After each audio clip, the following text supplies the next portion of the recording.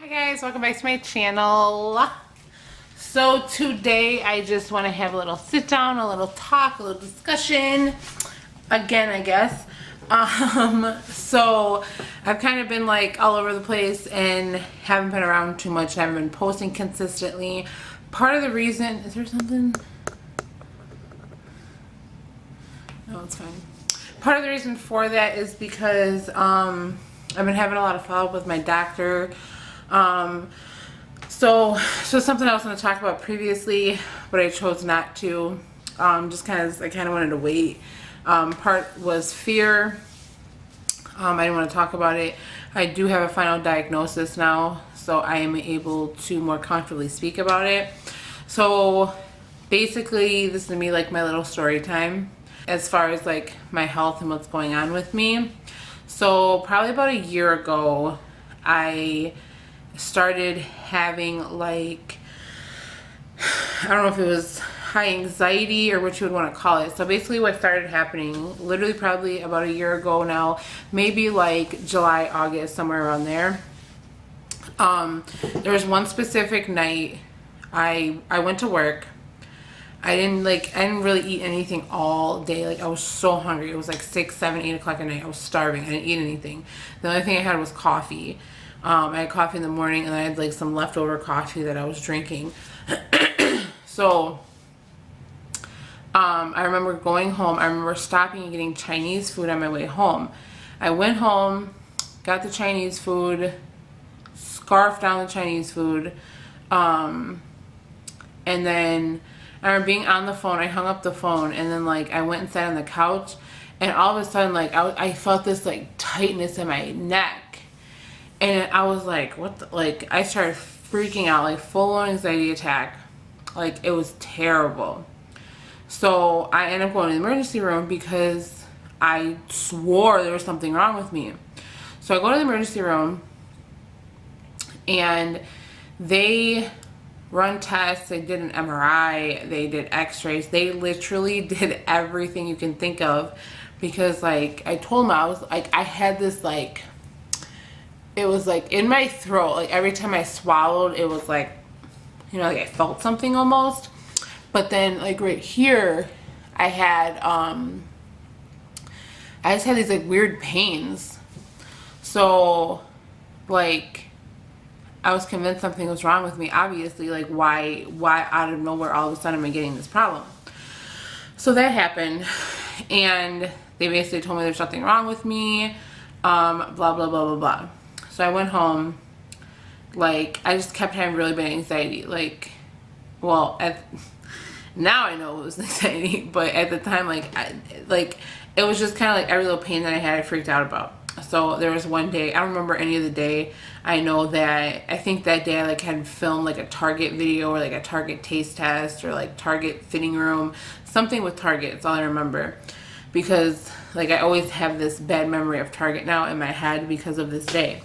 So I'm sitting on my couch in my living room and I have like literally the tiniest little chest pain. Like it was like boop, like nothing over dramatic. It wasn't like pulsating. It wasn't like anything, like no big deal.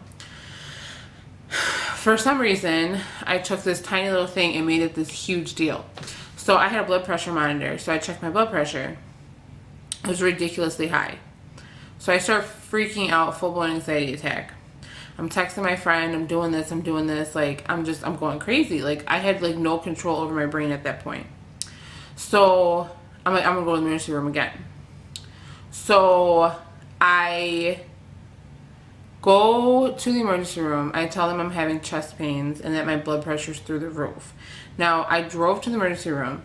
I was perfectly fine. Nothing was happening. Nothing was wrong with me. I wasn't having any more chest pains. There was literally nothing wrong with me other than the fact that I started freaking out because I saw that my blood pressure was high. So I then checked my blood pressure again in the car, and it's like literally ridiculous. It's like 250 over like 180. Like, not kidding, no bullshit. It was like a ridiculous number. And if I still have the picture of it, I'm gonna post it right now here. If I don't have it anymore, then it's not gonna be posted. But if I do have it, I'm gonna put it up so you guys can see what I'm talking about. But it was like ridiculously high. So because I remember taking a picture of it.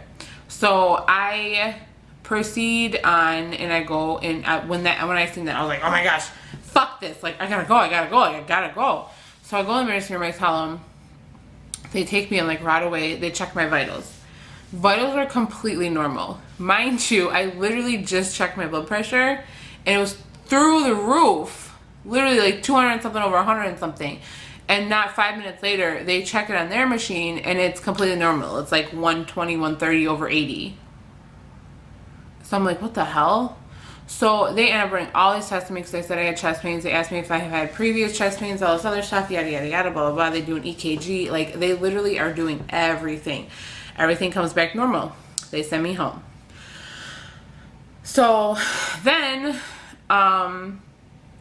there was one day I was like going on vacation. I think I was on vacation when all this happened. Like, by vacation, I mean off of work. I didn't go anywhere, but I just wasn't at work. So then, like, time goes by. I have another vacation.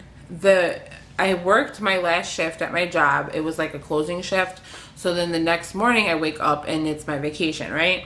So I wake up and I have this, like, this whole side of my face, like, I was perfectly fine when I woke up. Let me say that first.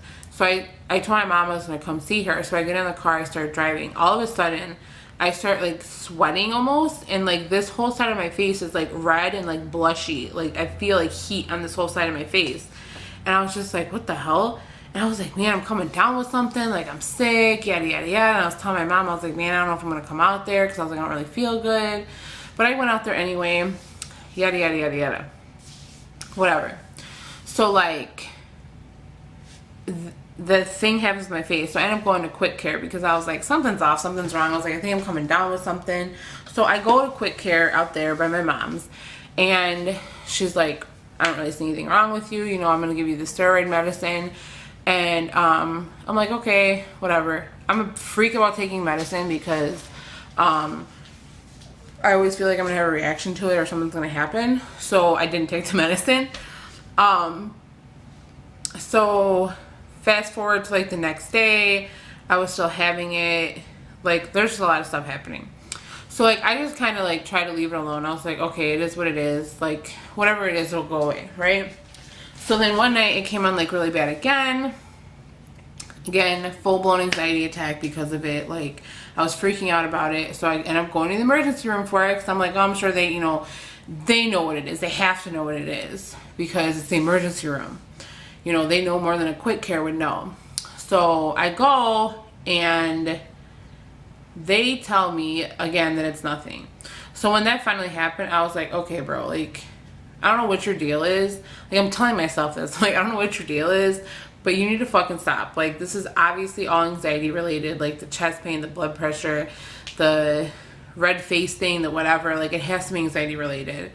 So, like, once I kind of put myself in a check and realized that, like, I calmed down a little bit. Like, I wasn't really having the same reaction. But I'm like, I've been to the emergency room 3 times. I've been to Quick Care.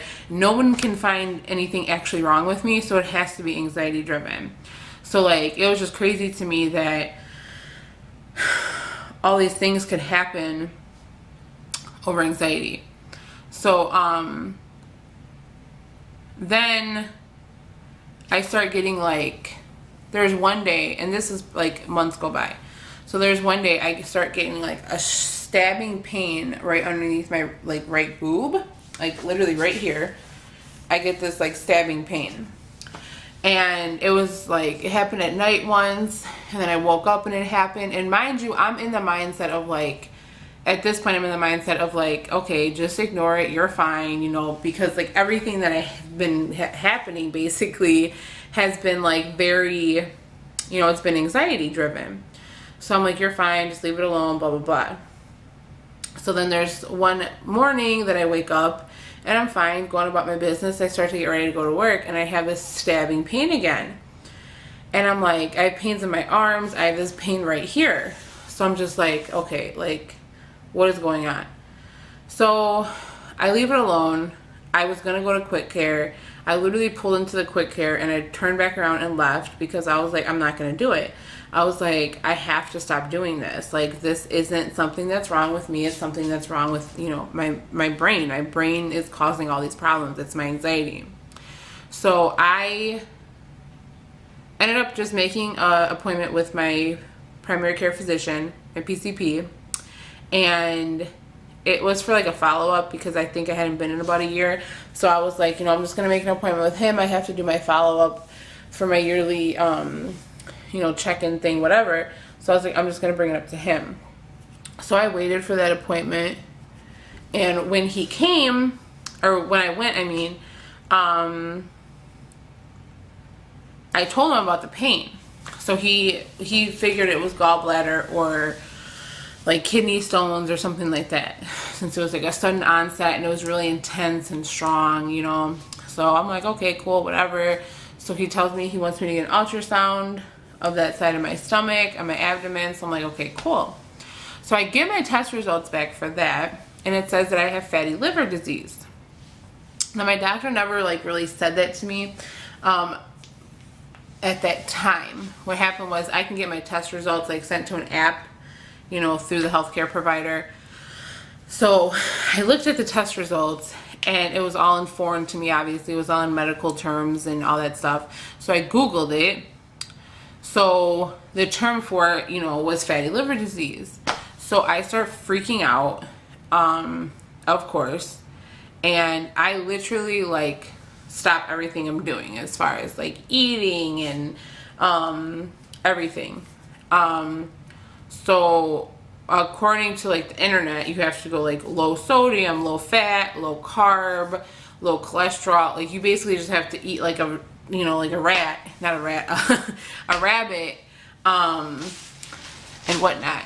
Now, don't get me wrong. I mean, I wasn't eating terribly as it was, but you have to like really, really, really, you know, watch what you're doing, because to me, I'm going to myself like, I don't care what I eat. Like, I don't want anything to happen to my liver. Like, I need my liver. Like, I need that, you know? So it brought on more anxiety, obviously, because I just started thinking about my liver 24/7, like, not even kidding. And that's what really jump started my weight loss and really made me, like, push me, you know, to the direction I've been going in. And I was just confused because, like, so I went to my doctor and I talked to him about it. And, you know, so he referred me to the GI doctor. So I had to have an upper endoscopy done. You guys know what I'm talking about. It's called an upper GI. So basically what they do is they, you know, they put you to sleep. They sedate you. There you go. They sedate you, and then they have you, they stick a tube down your throat so they can see what's going on in your intestines. Because when I went to my doctor and I told him, I'm like, you know, what's going on with me? Like, yeah, I have this pain, but I'm like, you know, I kind of told myself, like, changing my eating habits, that sharp pain went away. I wasn't having that really intense pain anymore, like, once I started changing my eating habits. So, I was like, well, I'm having pains here now. I'm having pains down here and here and here. Like, I was just pointing out to, like, all these places in my stomach to my doctor, basically. So I was terrified to get the upper GI done. And probably 3 to 4 to 5 months later, I finally had it done. I think I had it done in February. And when I got out of it, he just said, you know, like, oh, you have mild acid reflux. That's all the doctor told me. So I'm like, oh, okay. Because I'm assuming, like, they're going to call me if something was actually wrong, you know? Well, I never got a phone call, never did anything. So I finally decided, because I was still having the pains and it's, like, was bothering me. So I'm like, I have to know what's wrong. Like, what is wrong with me? So I finally follow up with my primary care doctor. I make an appointment for a follow-up. And he's asking me, like, well, didn't the gastro tell you what was wrong with you? And I'm like, no, he didn't tell me what was wrong with me. What are you talking about? Like, so he's like, well, you're going to have to follow back up with him because, you know, that's his specialty and blah, blah, blah, blah, blah, blah, blah. So I'm like, okay, whatever. So I finally go back to the GI doctor. And dude is so cool. Like, seriously, like, I love this guy. He was like, well, you know, we have two results. And I'm thinking to myself, like, no, because, you know, you said mild acid reflux. So then he tells me that he's 90% sure that I have celiac disease. and that he wants me to get blood work done so he can confirm the 10%. Now, if nobody knows what celiac disease is, because I didn't know what it was until last Thursday. Celiac disease is basically, in layman's term, it's an allergy to gluten, but it's a little bit more than an allergy to gluten because it literally destroys your intestines little by little if you keep eating gluten and you don't develop a gluten-free lifestyle, and it can cause an ungodly amount of side effects like headaches, dizziness, numbness in your body parts, anemia. There's just so many things that it can cause. Like literally the list is a mile long. And so anyway, I went and had my blood work done. I was waiting. I just found out 2 days ago, my doctor, the test results came in and my doctor left me a note that I tested positive for celiac disease. So now I'm officially told what my diagnosis is almost a year later. Not the doctor's fault. It's completely my fault because I hesitated doing everything. That I tested positive for celiac. So now I'm trying to adjust. I did my first grocery trip yesterday of gluten-free. I've joined a bunch of Instagram followers and stuff, just so I can kind of understand celiac and know what it's about. And I was a little emotional about it at first, and a lot of people, and I even had this conversation with one of my coworkers, a lot of people don't get it, and the reason they don't get it is because they don't realize it's a real thing. And what I mean by that is, a couple years ago, everyone's like, oh, gluten-free, gluten-free, gluten-free. And, people are kind of jumping on this bandwagon. And I was the person that was like, oh my gosh, are you freaking kidding me? It's not that serious. Why do you have to be gluten-free? Gluten isn't affecting you. Why do you have to be so overdramatic? Why do you have to do this? Why do you have to do that? You know what I mean? So, and I was that person. I was that person that was a doubter. That's not a real thing. That's not a real allergy. That's so stupid. How, if that was true, how come that wasn't present way back in the day, in the 1900s, people didn't have gluten allergies back then. How all of a sudden do people have gluten allergies now? No bullshit. I was that person. And I think that's why I woke up more than anybody, because I'm I have celiac disease now, and I, no bullshit, I truly never thought in a million years I would be one of those people that couldn't have gluten in my diet. I just never did. And it wasn't about I don't know, I can't explain it, but it wasn't, it was more or less because I've never really been allergic to stuff, I guess, if that makes sense. But I just assumed it would be IBS or I don't know. I really don't. But I just never thought I would be that person that had something wrong with me that was related to gluten. I didn't. And I think it's kind of funny. I think it's kind of ironic. I think it's all of those things. But the one thing I can say that is, if you know someone that has celiacs, it's a real thing. And it does affect their lifestyle. And it's hard. You can't live a normal life. It's easy to say that you can, but doing everyday things becomes a little bit more difficult as far as when it comes to revolving around food. And there's a lot of people who are full-blown dedicated because their allergies and their reactions are that serious, where they have to make sure every single thing that they touch basically doesn't have gluten in it. I saw recently last night that people have service dogs so they can detect gluten. I think that's awesome that those are, that's something that's available to us, again, it's just, I'm learning little and more every single day. And all the people out there that have these celiac awareness pages on Twitter and Instagram and Facebook and on the internet, I want to tell you that I appreciate you more than anybody. if you ever feel like there's a reason that, you know, you need to get encouragement to keep doing it or to keep posting, like, just know that there's people out there that you are helping by posting these things. And they may not speak on it, they may not talk, they may be silent viewers, listeners, readers, but you are affecting somebody. And I personally appreciate you. I want to make sure, you know, that I'm supporting it also. You know, once I get more developed in what I can do and what I know about it, you know, obviously I want to be an advocate for it. I know very little right now other than stuff that says gluten-free is okay. I know that if it says may contain traces of wheat and soy and all that, I know that that's not okay.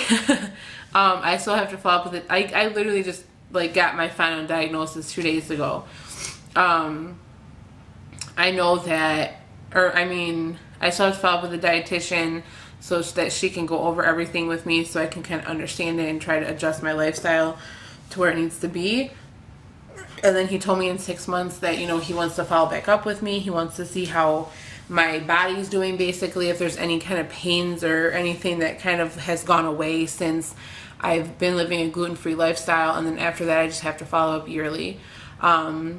So with that also, something I asked him, I said, you know, what about my liver? And he was like, what about your liver? And I was like, well, you know, my liver's messed up. He was like, your liver's fine. He was like, your liver enzymes are fine. And when he said that, I had tears in my eyes because, like, literally I've been living my life the past 8 months thinking that, like, my liver's messed up and at any moment it's just gonna, like, blow up or, you know, whatever. So for him to tell me my liver enzymes are fine, I was just like, I even asked him twice. I was like, I'm sorry, you said it's fine? And he was like, yeah, your liver's fine. He's like, your enzymes are fine. He was like, yeah, you know, there's fat in your liver. And he was like, and because there's fat in your liver, he's like, you know, you're overweight, there's fat in your liver. And, you know, your liver only has so much space, right? So when your liver gets fat on it, it enlarges. And when it enlarges, it pushes on other organs. And when that happens, it creates pain. So I also found out that celiac disease is a potential reason and can cause fatty liver also. So that made me feel better. But right now I'm trying to adjust because I was on a very strict diet when I thought my liver was messed up. So I know recently I probably gained weight because I've been indulging more than I should. But at the same time, like, I think it's a healthy thing for me to do just so I can kind of go back and get on, you know, a normal diet, a regimented diet. I was very strict when I first, like, thought my liver was messed up. Like, I was very strict with my food intake. And I got more relaxed, obviously, in this past, like, probably week or two. I've been having ice cream and cookies and bread and, like, I've been having a lot. And I think it's just because, like, I haven't eaten any of these, literally I haven't touched any of these foods in 9 months. So it's kind of just like, you know, when you go on vacation almost, I think it's one of those things. Because I literally hadn't touched a cookie since I got my results back from my ultrasound, which was 8 or 9 months ago. So I think it's okay for me to indulge a little bit. I just have to be able to control my bounds, obviously, and my movements, and, you know, what I do going forward, which I will continue to do and will strive to do. But I just wanted to give you guys an update on what's going on with me, what's going on with my health, let you know that I finally found out what was wrong with me, whether you knew or not. I never really shared that part because it scared me. And I want you to know that if you feel like you have digestive problems, you have something wrong with your stomach, please go get it checked out, because I wish I wouldn't have waited a year to find out what was going on with me. And make sure that you don't just settle for, like, a basic answer. Make sure you get to the root of it. Make sure they run the tests that are necessary for your health, because if this could have continued on, I don't know I don't know what kind of side effects I would have had. I don't know if I would have ruined my intestines. I don't know what would have happened, but I'm glad that I found it out, and I thank God for that every single day. Like, I'm so thankful that I finally have a root to this. And for all the fellow celiacs out there, just stay strong, keep going. And again, if you're part of social media and you're, you know, being supportive and proactive with celiac disease, I truly, truly, truly appreciate you.